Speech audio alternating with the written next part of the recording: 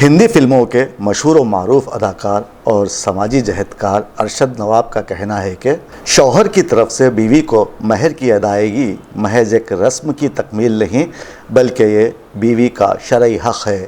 نکاح کی جملہ شرائط میں سب سے اہم شرط مہر کا ادا کرنا ہے۔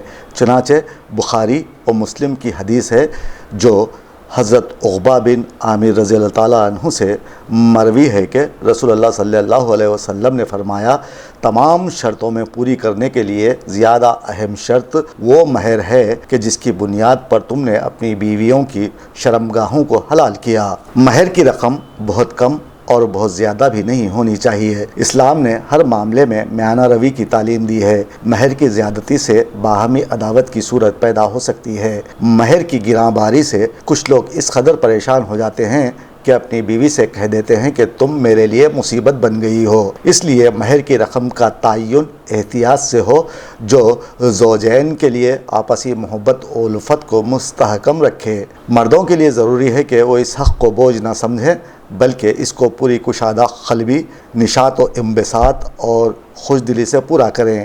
کم علمی کی بنیاد پر کہیں کہیں مہر کو معاف کروانے کا رواج بھی عام ہے جو کہ سراسر غلط سوچ ہے۔ اسی طرح کچھ لوگ مہر دینے میں زبردستی دیر کرتے ہیں۔ ہونا تو یہ چاہیے کہ نکاح کے فوری بعد مہر ادا کر دی جائے۔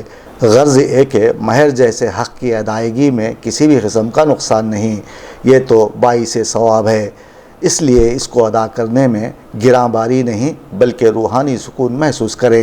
ارے بھائی، میں اللہ کے فضل سے سنت رسول کے حساب سے کراتا ہوں۔ اچھا، اور مہر دے دیا پہلے، گھوڑے جھوڑے کے پیچھے نہیں پڑا میں۔ سب لوگ آج کل تھوڑا تھوڑا پہلے بول رہے ہیں اور مہر بھی بھول جا رہے ہیں۔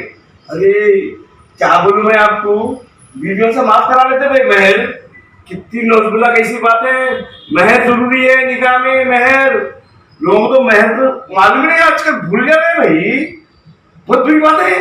بہت بری بات ہے معین بھائی، میں بھی دیکھ رہا ہوں جوڑے گھوڑے کی رقم کڑک کڑک ابھی دے دو، بولے جہل دے لو، لے رہے کر لے رہے، مگر مہر کے اوپر میں کیا ہے، کوئی بات ہی نہیں، آپ ایزی لے رہے مہر کی، جبکہ اللہ اکبر سنت رسول کے نکاح میں مہر کی بہت بڑی اہمیت ہے۔ آپ مہر دیتے وقت میں یہ سوچنا ہے کہ دولہے کی کمائی کی جو سطح ہے اس کے لحاظ سے دینا ہے۔ آج کل کیا چل رہا، ہمارے دادا پردادا 101 دیتے تھے، 11 روپے دیتے تھے، ہم دادا پردادا کے لحاظ سے ہم بھی ویسی کرتے ہیں، کتنی بری بات ہے۔ مہر کا مطلب یہ ہے کہ دولہے کی آمدنی کے اوپر میں ڈیپینڈ رکھتا ہے، اور وہاں پر جتنی آمدنی ہے اس کے اندر دل کھول کر مہر دینا چاہیے، وہاں پہ کوتاہی نہیں کرنا چاہیے کہ کم دینا یا کرانا، ایسا نہیں ہے، آپ جتنا اپنی سکت میں ہے اتنا ہی دینا ہے تو وہ جائز ہے۔ لوگوں کی نیت کیا ہے معلوم، جہیز چلو مہر مان لو، دینا ہے کیا، ہاں بعد میں کیا ہے معاف کرا لیں گے، آپ بولے صاحب معاف کرا رہے ہیں، صحیح بات ہے، کتنی بری بات ہے، مہر معاف کرا دیں گے، دیے تو دیے، نہیں تو چل جاتا، مگر مہر کی نیت میں اگر کھوٹ آ جائے گی تو نکاح حرام ہو جاتا، آپ کی شادی پوری حرام، آپ کے بچے پورے حرام۔